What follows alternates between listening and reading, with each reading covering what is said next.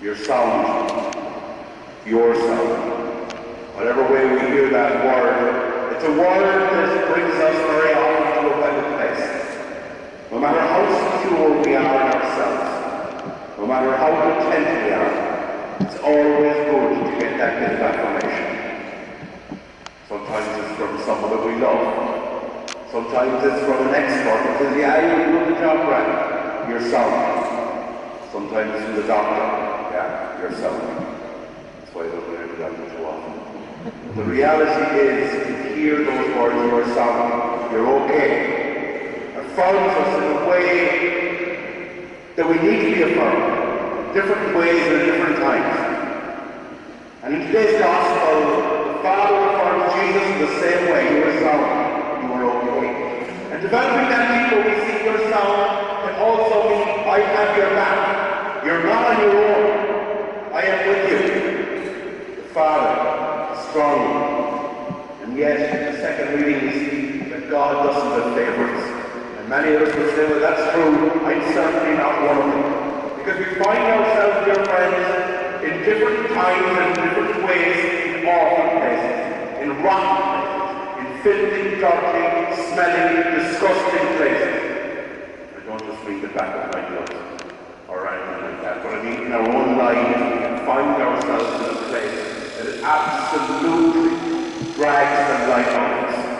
Situations where we feel life is desperate.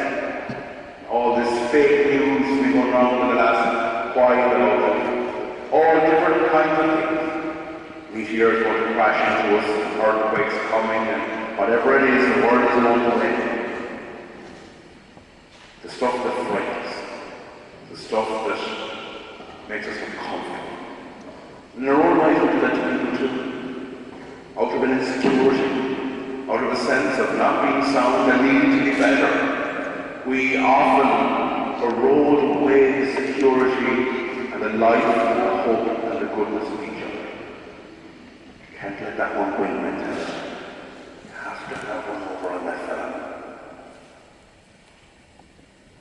That's not from God. But from God is a reassurance that we are okay. Yes, life is tough, life is unfair. For many, life is wrong. And it's so easy to say good luck to God and good luck to all that nonsense because He doesn't exist. And if you want to prove it, prove it me. And yes, we are called on this feast of baptism beyond death, beyond all that is rotten and awful and horrible in the world, to the reality as Christians that we are not for death, we are for life, we are for eternal life. By virtue of our baptism, we are for the life, death, and resurrection of Jesus. Although the winter has been mild, it was winter.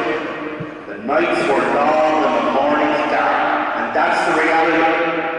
But after winter, spring, and spring is vulnerable. We see already the trees outside, the blossoms are coming, but when will the frost come? We're from Ireland, worse we're from Mayo, so we know that even at the last minute, something will go wrong. There's always that thing in us, that doubt. We see the thing itself. But as a resurrection people, we are called beyond the doubt.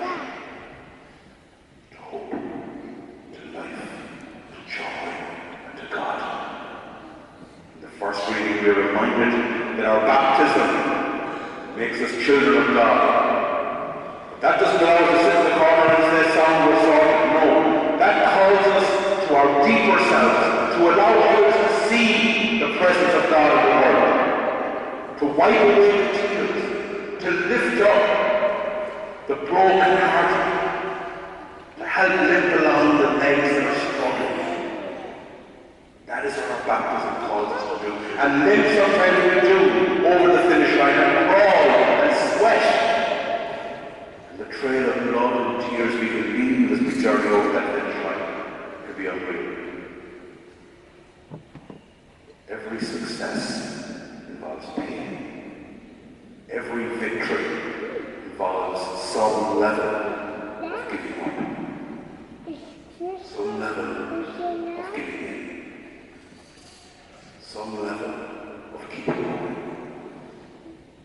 Life's journey, I thought it's insane. God is with us, and we are some.